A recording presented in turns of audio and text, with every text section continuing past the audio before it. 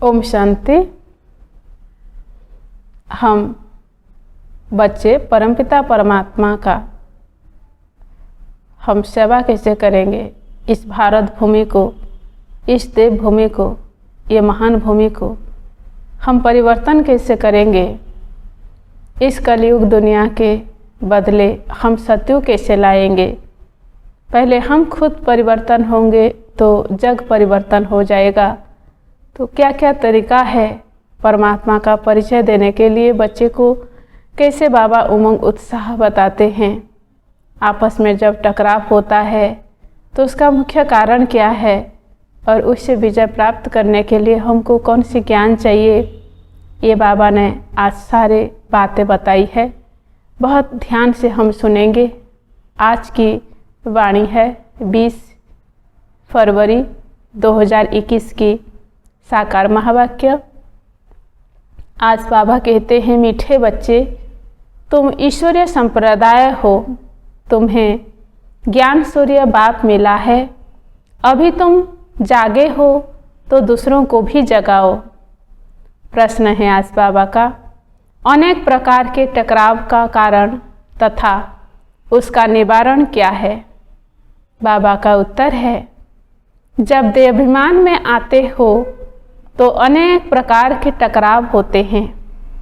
माया की ग्रहचारी बैठती है। बाबा कहते, देही अभिमानी बनो, सर्विस में लग जाओ, याद की यात्रा में रहो तो ग्रहचारी मिट जाएगी। ओम शांति। रूहानी बच्चों के पास बाप आए हैं श्रीमत देने व समझाने।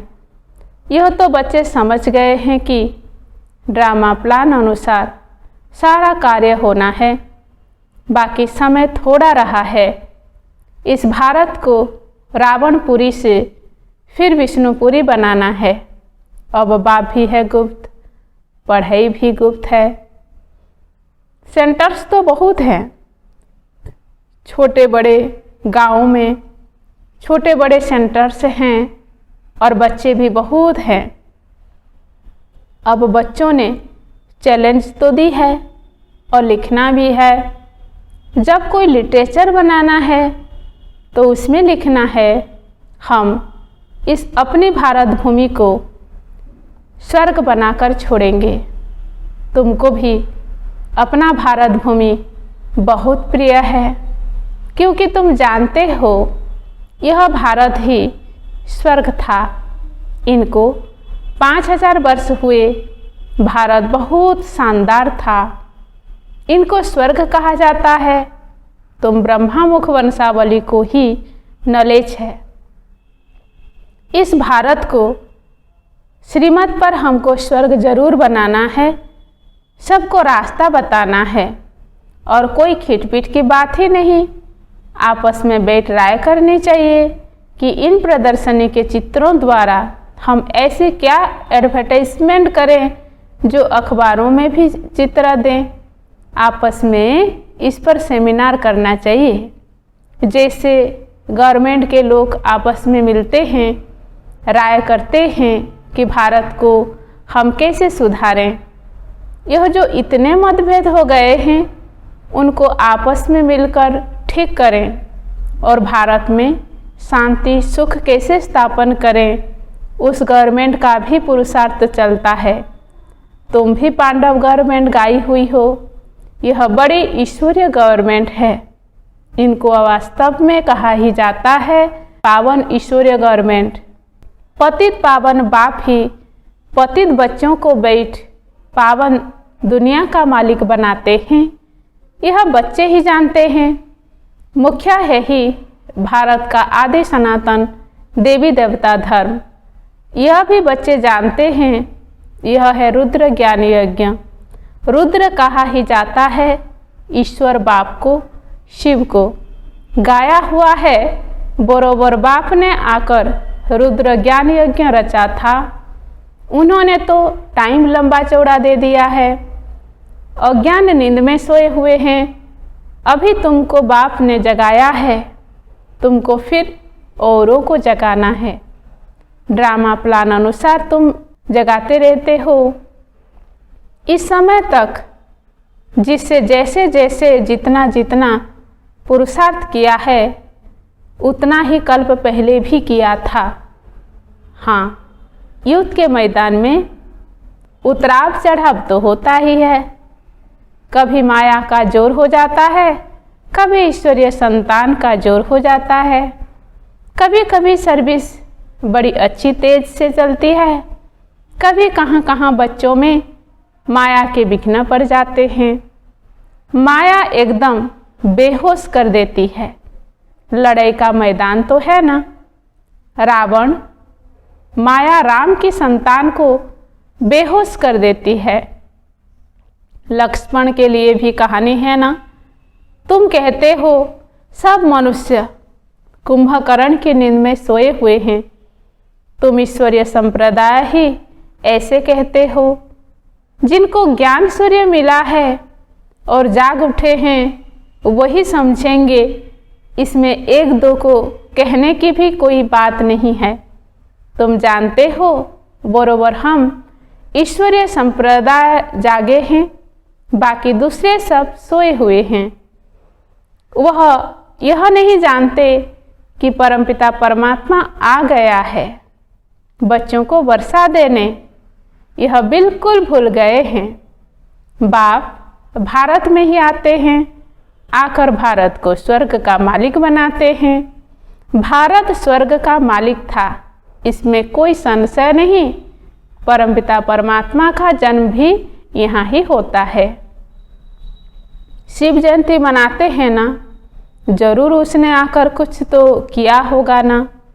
बुद्धि कहती है जरूर आकर स्वर्ग की स्थापना की होगी।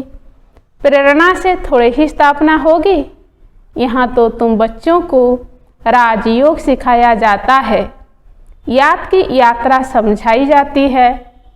प्रेरणा से कोई आवाज होता ही नहीं।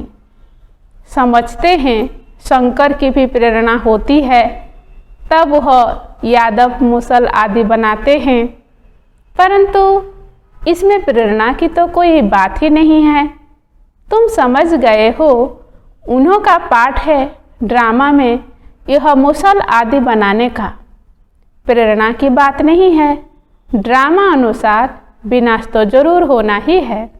गाया हुआ है महाभारत लड़ाई में मुसल काम आए, तो जो पास्ट हो गया है वह फिर रिपीट होगा।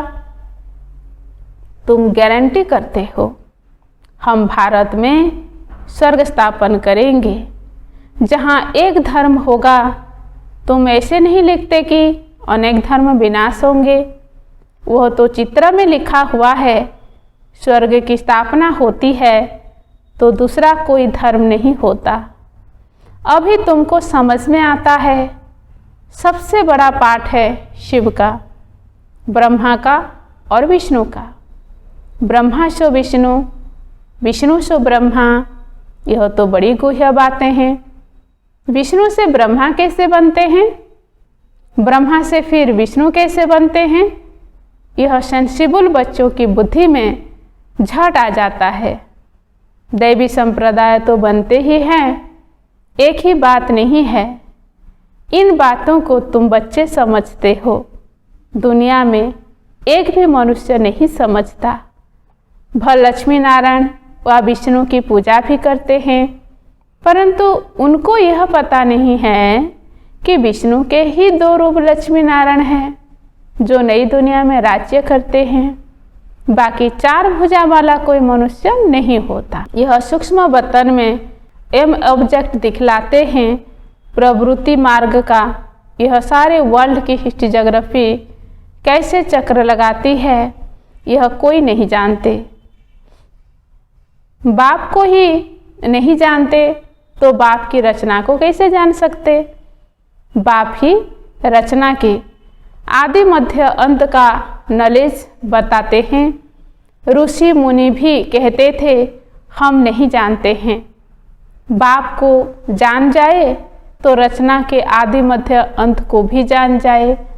बाप कहते हैं मैं एक ही बार आकर तुम बच्चों को भी सारी नॉलेज समझाता हूँ, फिर आता ही नहीं हूँ, तो रचता और रचना के आदि मध्य अंत को जाने ही कैसे। बाप स्वयं कहते हैं, मैं सिवाय संगम युग के कभी आता ही नहीं हूँ। मुझे बुलाते भी संगम पर है। पावन सतयुग को कहा जाता है, पतित कलयुग को कहा जाता है। तो जरूर मैं आऊँगा। पतित दुनिया के अंत में है ना, कलयुग के अंत में आकर पतित से पावन बनाते हैं। सतयुग आदि में पावन है, यह तो सहज बात है ना। मनुष्य कुछ भी समझ नहीं सकते कि पतित पावन बाप कब आएंगे। अभी तो कलयुग का अंत कहेंगे। अगर कहते हैं कलयुग में अजून 40,000 वर्ष पड़े हैं तो और कितना पतित बनेंगे, कितना दुख होगा। सुख तो होगा ही नहीं।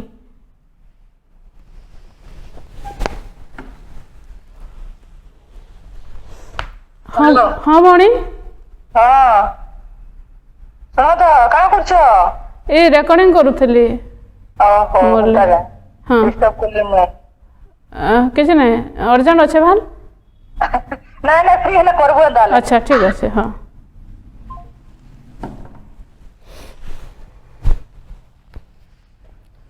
कुछ भी मालूम तो होने कारण बिल्कुल ही घोर अंधियारे में है।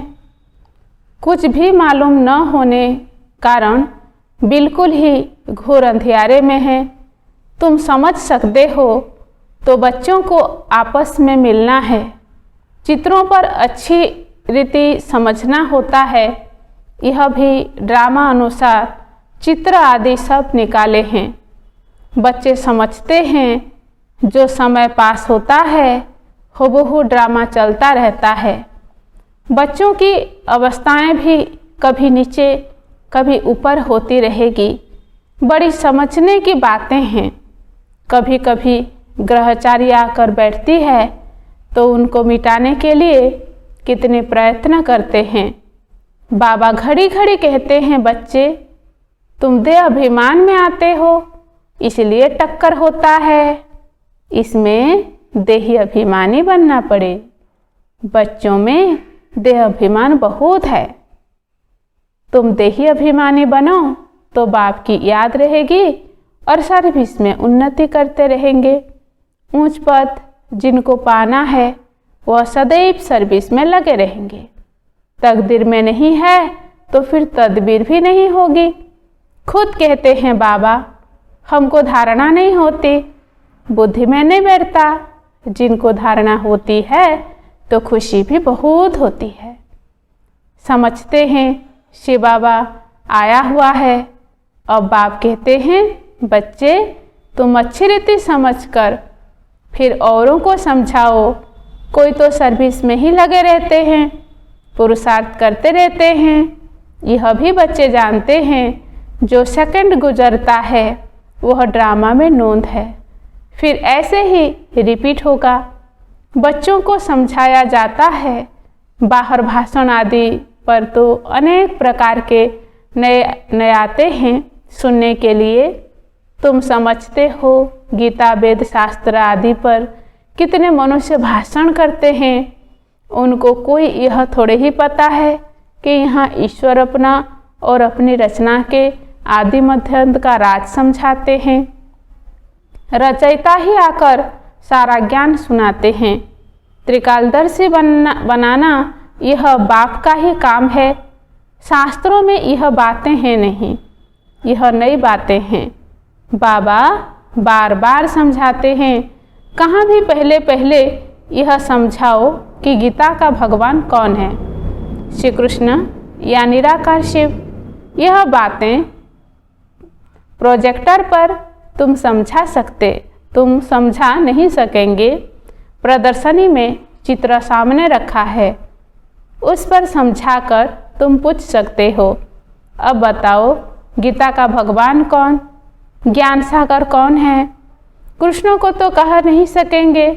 पवित्रता सुख शांति का सागर लिबरेटर गाइड कौन है।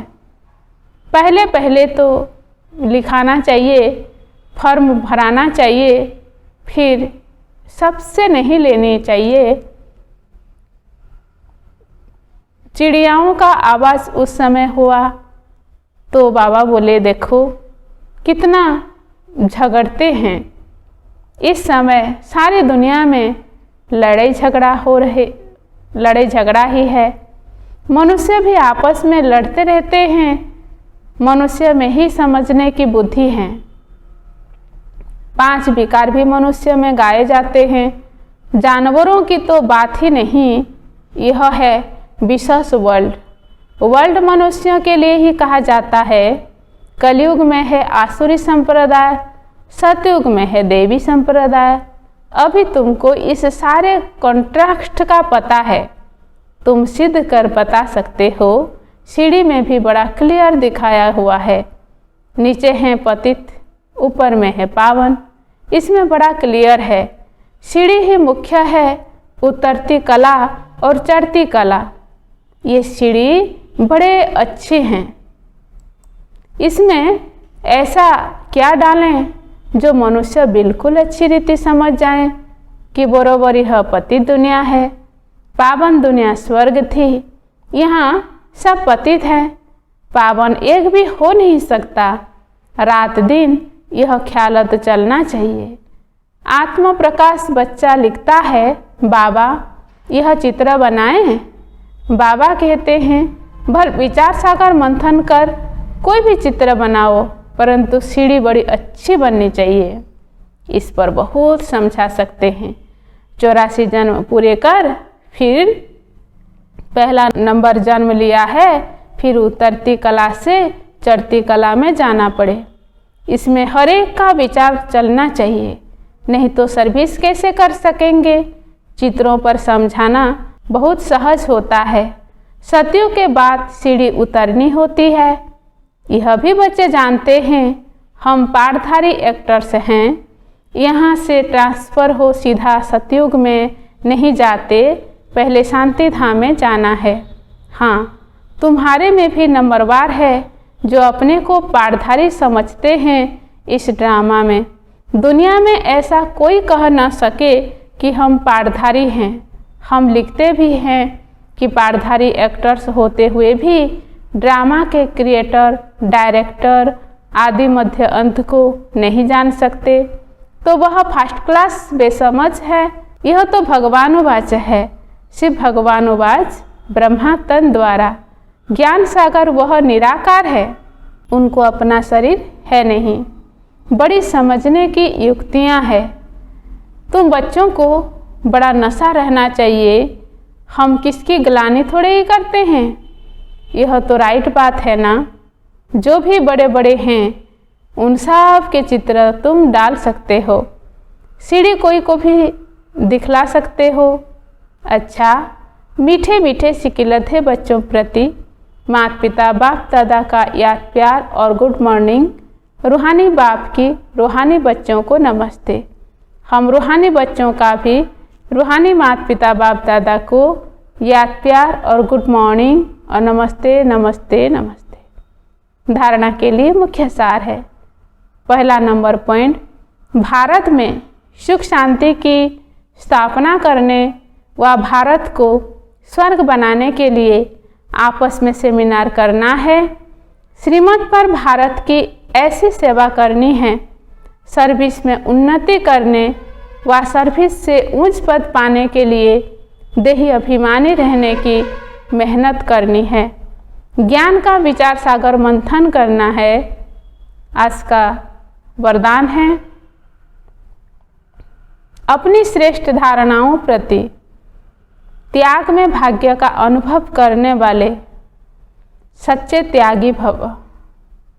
वरदान का विस्तार है, ब्राह्मणों की श्रेष्ठ धारणा है संपूर्ण पवित्रता। इसी धारणा के लिए गायन है, प्राण जाए पर धर्म न जाए। किसी भी प्रकार की परिस्थिति में अपनी इस धारणा के प्रति कुछ भी त्याग करना पड़े, सहन करना पड़े, सामना करना पड़े, साहस रखना पड़े, तो खुशी खुशी से करो। इसमें त्याग को त्याग न समझ भाग्य का अनुभव करो। तब कहेंगे सच्चे त्यागी। ऐसे धारणा वाले ही सच्चे ब्राह्मण कहे जाते हैं। आज का स्लोगन है, सर्वशक्तियों को अपने ऑर्डर में रखने वाले ही मास्टर सर्वशक्तिमान है। अच्छा, ओम शांति।